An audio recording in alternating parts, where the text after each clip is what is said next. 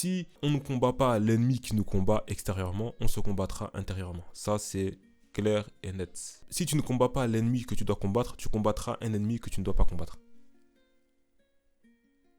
Salut à toi, j'espère que tu vas bien. T'es sur Kinamo.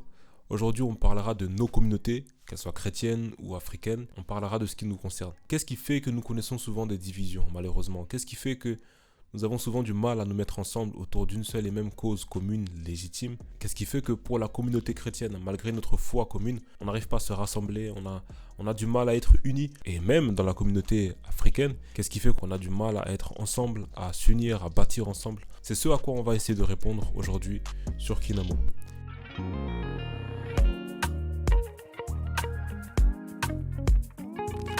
J'espère que vous allez bien. Moi, ça va très bien.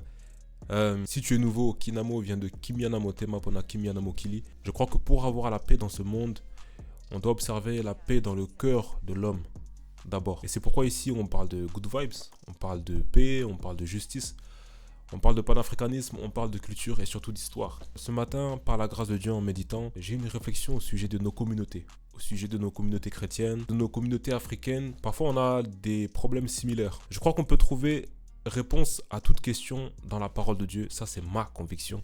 On va voir tout ça aujourd'hui. Certains me diront, on est divisé parce que ils sont venus, ils nous ont colonisés, on a été réduits en esclavage, ils ont encore œuvré le fameux diviser pour mieux régner et on en est encore victime aujourd'hui. Et c'est une réalité.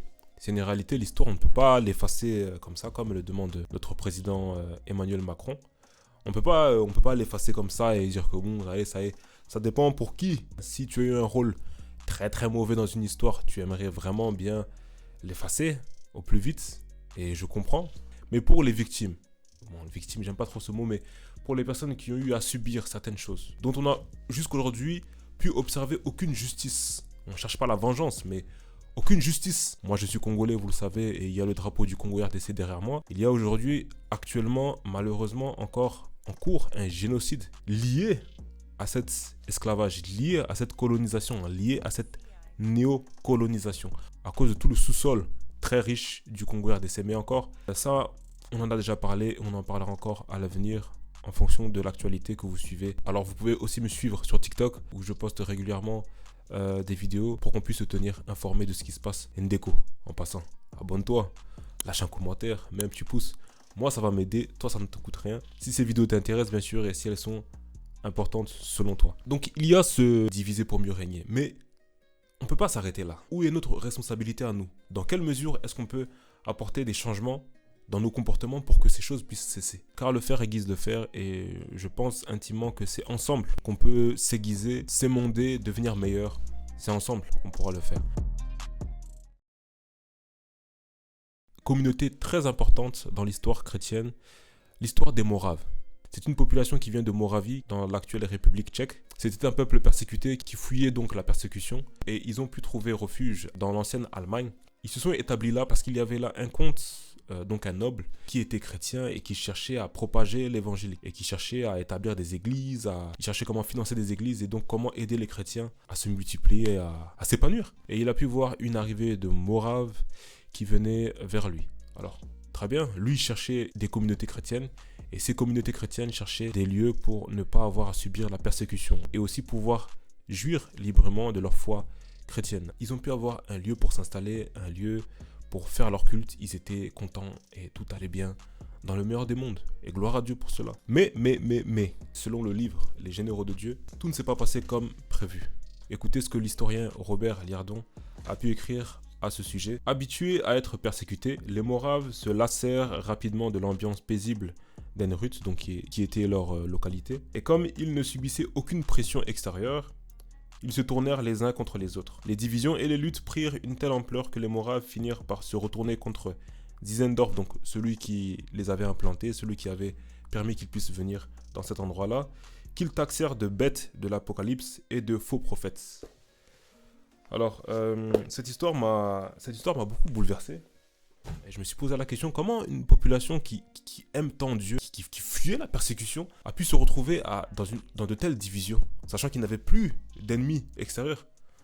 C'est là où j'ai commencé à méditer et le Saint-Esprit a commencé à me dire que si on ne combat pas l'ennemi qui nous combat extérieurement, on se combattra intérieurement. Ça, c'est clair et net. Si tu ne combats pas l'ennemi que tu dois combattre, tu combattras un ennemi que tu ne dois pas combattre. Si tu ne combats pas l'ennemi que tu dois combattre, tu combattras ton frère. Et malheureusement, c'est ce qui se passe dans nos communautés. Lorsque on se sent bien, lorsqu'on arrête de combattre le bon combat de la foi, de poursuivre, de continuer la lutte, la marche avec Dieu, et qu'on commence à stagner, vous verrez que, et ça c'est partout, les uns vont commencer à se tourner contre les autres. Et c'est ce qui s'est passé pour les Moraves, qui étaient, je pense, des personnes très zélées. Eux connaissaient la persécution physique. Ils ont dû tout quitter pour une destination quelconque, une destination inconnue, pour continuer à vivre leur foi chrétienne. Donc, c'était pas des petits-enfants, c'était pas des petits-enfants dans la foi chrétienne, c'était des personnes qui aimaient Jésus. Mais comment en sont-ils arrivés à se tirer les uns sur les autres? Parce qu'il n'y avait plus de persécution. Et là, j'ai pensé à deux communautés. Et si tu es des deux communautés, comme moi, écoute-moi bien. J'ai parlé de la communauté chrétienne et je peux parler aussi de la communauté africaine. Je suis des deux. On a connu les fouets. Enfin, nos ancêtres ont connu les fouets. Ils ont connu l'esclavage, ils ont connu la colonisation, ils ont connu la néocolonisation. Et aujourd'hui, nous tous qui sommes foncés de peau, nous connaissons le racisme, nous connaissons la discrimination, les insultes, les injures, le mépris, le dédain. Nous connaissons toutes ces choses. Voilà, on arrive à vivre avec. Lorsqu'on n'est pas concentré à se battre contre un ennemi commun, et là je ne parle pas des blancs ou d'autres, je parle du racisme, je parle de l'injustice, je parle de la pauvreté qui gangrène nos populations, qui gangrène nos pays. Lorsqu'on n'arrive plus à se rassembler autour de causes légitimes, alors on va se tirer dessus. On a beau accuser les colonisateurs, les colons, d'avoir divisé pour mieux régner, encore une fois, on a beau les accuser, aujourd'hui nous sommes des grands, nous sommes des adultes. Aujourd'hui, nous avons du mal à nous entendre. Nous avons du mal à nous soutenir. Nous avons du mal à nous rassembler. Nous avons du mal à nous aimer. Et là, l'histoire des Moraves m'a beaucoup parlé. Il y a un peuple qui a connu la persécution pendant des millénaires et qui la connaît encore aujourd'hui d'une certaine manière. Bon, les choses ont bien changé, mais je ne vais pas rentrer dans des débats sionistes, mais je veux parler du peuple hébreu, du peuple juif. Le peuple juif, si tu connais l'histoire, a dû subir des persécutions depuis des millénaires, pas des décennies, pas des siècles. Des millénaires. C'était persécution sur persécution. La dernière grosse, c'était l'époque nazie. Et ces gens ont compris. Ces gens ont compris que s'ils ne s'unissaient pas, ça n'allait pas aller. Aujourd'hui, ceux qui sont à la tête des plus grosses banques de ce monde, ce sont des juifs. Ceux qui sont à la tête des pays de ce monde, ce sont des juifs. Pourquoi? Parce qu'entre juifs, il y a un adage qui dit que l'argent circule dans la main de au moins 7 juifs avant de éventuellement, par hasard, sortir du cercle. Pour vous dire à quel point ce sont des personnes qui travaillent ensemble. Ce sont des personnes qui sont unis. C'est pour cela qu'ils sont puissants. Vous vous imaginez si nous tous, communauté africaine, nous devenons aussi unis. Il n'y aurait plus de racisme, il n'y aurait plus de discrimination parce qu'il n'y aurait plus personne pour le faire. Aujourd'hui, parlez d'un juif, parlez mal d'un juif. Essaye, prends ton téléphone, commence à insulter les juifs. Là où tu es. Arrête la vidéo, commence à insulter les juifs. Tu vas voir ce qui va se passer. Si la lycra va pas te tomber dessus. L'une des choses qui a fait qu'ils puissent devenir aussi puissants, c'est le fait de travailler ensemble, le fait de pouvoir être unis. Et ça, c'est une chose que les chrétiens et que nos communautés africaines, nous devons absolument faire, s'unir. Encore une fois, lorsqu'on ne connaît pas notre histoire, c'est difficile de pouvoir avancer de la meilleure des manières. La Bible dit qu'un peuple sans vision est un peuple sans frein. Dans ce cas-là, comment avoir une vision claire si on ne connaît pas son histoire ? La plupart d'entre nous, nous ne connaissons pas l'histoire de nos pays. Quand il s'agit d'être patriote, c'est durant la CAN où on agite nos drapeaux et c'est tout. L'histoire de nos ethnies, l'histoire de notre continent, on ne la connaît pas.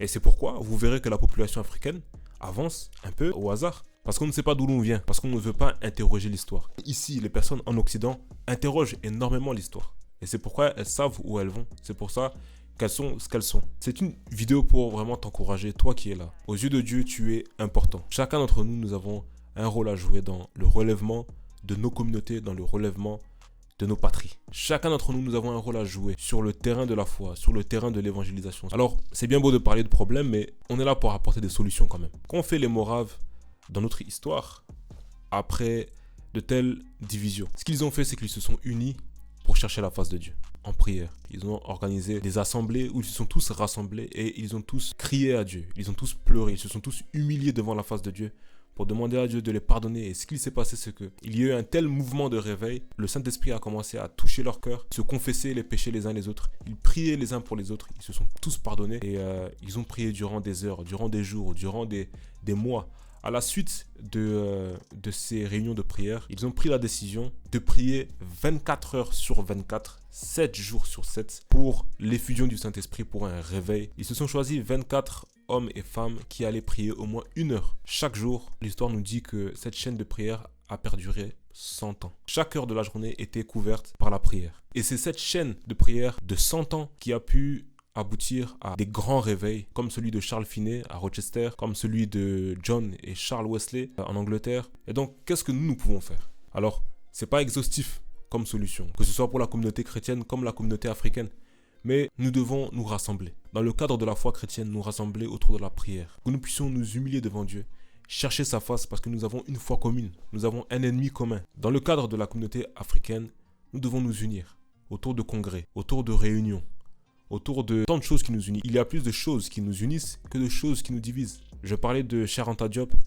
Cheikh Anta Diop est une personne qui a cherché à démontrer le socle commun des peuples africains. Et il est réel, qui a cherché à démontrer scientifiquement même le socle commun sur lequel se basent les populations africaines. C'est un fait. Ensemble, nous pouvons être puissants. La Bible dit que la nature nous enseigne. Dans la science quantique, plus une chose a de masse, plus elle est énorme, plus elle est grande, plus elle est dense, plus elle est grosse, plus elle attire vers elle. Ce qui fait que la Lune tourne autour de la Terre et pas l'inverse, c'est le fait que la Terre est plus grosse, elle est plus massive que la Lune. Il est temps pour nous de nous réunir, il est temps pour nous d'être ensemble. Les temps sont très rudes.